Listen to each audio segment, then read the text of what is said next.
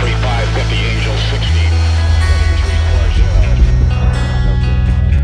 праздником вас! С Днем Великой Победы! Ура!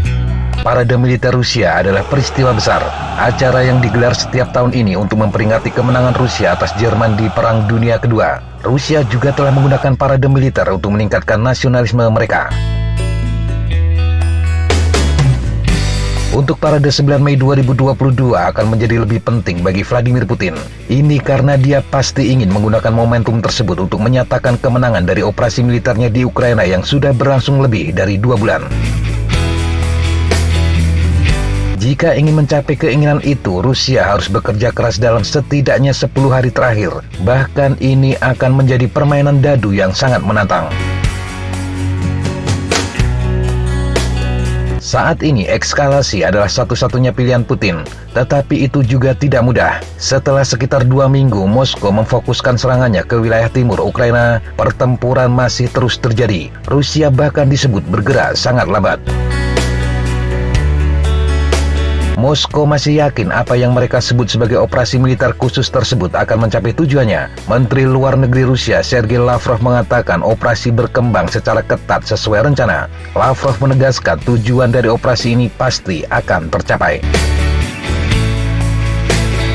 Mengenai pembicaraan damai meskipun tidak dilakukan secara tatap muka selama beberapa minggu, Lavrov mengatakan diskusi tetap berlangsung antara kedua belah pihak. Namun dia menuduh Amerika dan negara-negara NATO menjadikan Ukraina sebagai alat untuk melawan Rusia. Lavrov bahkan mengatakan NATO telah memaksa Kiev dengan membuat pilihan palsu, yaitu bersikap baik ke Barat atau ke Moskow. Jika Amerika dan NATO benar-benar tertarik untuk menyelesaikan krisis Ukraina, menurut Lavrov, tindakan pertama yang harus dilakukan adalah berhenti memasok senjata dan amunisi kepada rezim di Kiev.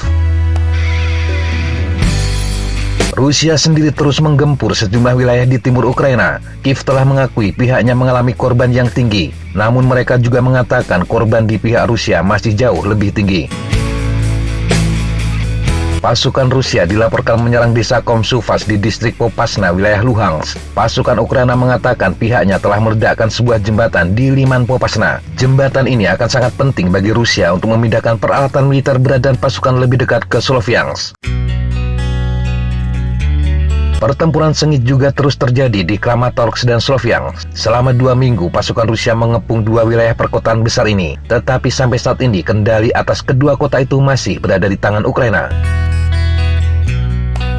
Rusia mengatakan pada serangan yang dilakukan Jumat 19 April 2022 malam, pihaknya menyerang 389 target di Ukraina. Dari jumlah itu, 15 diantaranya adalah gudang senjata dan amunisi. Kementerian Pertahanan Rusia juga mengkonfirmasi mereka melakukan serangan rudal presisi yang dilakukan oleh kapal selam. Serangan yang dilakukan dari Laut Hitam tersebut menjadi yang pertama penggunaan kapal selam dalam perang ini. Moskow pada hari Sabtu juga mengklaim telah mencegah pesawat Ukraina memasuki wilayah Bryansk dekat perbatasan Rusia dan Ukraina.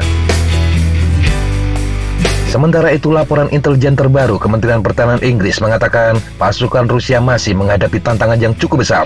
Rusia bahkan telah dipaksa untuk menggabungkan unit-unit yang terkuras karena pertempuran. Mereka kemudian dikerahkan kembali ke medan perang. Menurut intelijen Inggris, banyak dari unit-unit ini kemungkinan menderita karena moral yang lemah. Kementerian Pertahanan Inggris mengatakan Rusia berharap untuk memperbaiki masalah sebelumnya dengan memusatkan kekuatan tempur secara geografis, memperpendek jalur pasukan, serta menyederhanakan komando dan kontrol. Tetapi Inggris menambahkan pasukan Rusia masih menghadapi kekurangan dalam koordinasi taktis, kurangnya keterampilan tingkat unit, dan dukungan udara yang tidak konsisten. Sedangkan pejabat senior pertahanan Amerika mengatakan serangan Rusia tidak berjalan seperti yang direncanakan.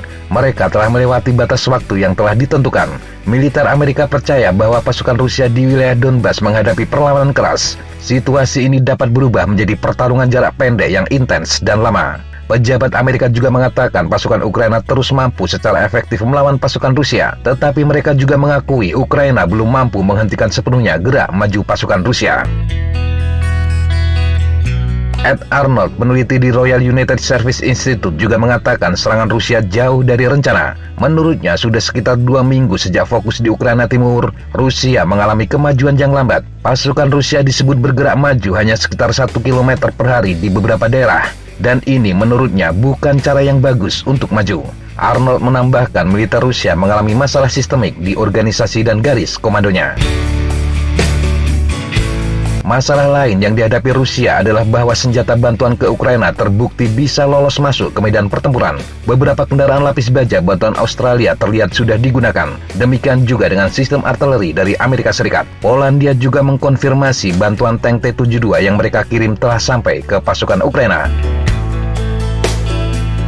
Rusia memang harus bekerja keras untuk bisa mendapatkan hasil yang bisa dirayakan pada 9 Mei 2022 nanti. Dan sekali lagi, hari-hari yang tersisa akan menjadi permainan dadu yang menegangkan. Putin akan bekerja keras untuk mendapatkan kemenangan. Sementara Kiev dengan dukungan Barat akan menjadikan 9 Mei sebagai momentum untuk memperkuat pesan mereka bahwa orang kuat Rusia itu telah melakukan kesalahan besar. Dan tidak bisa ditebak angka dadu berapa yang akan muncul.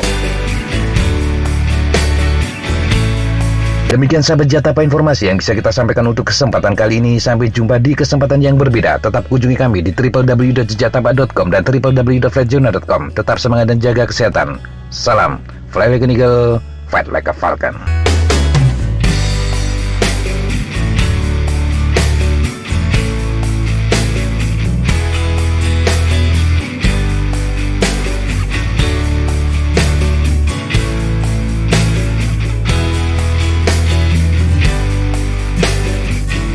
Looks like that's all I'm going to take today. Okay, sir. Thanks for coming on the flight. Hey, thank you guys. Appreciate it.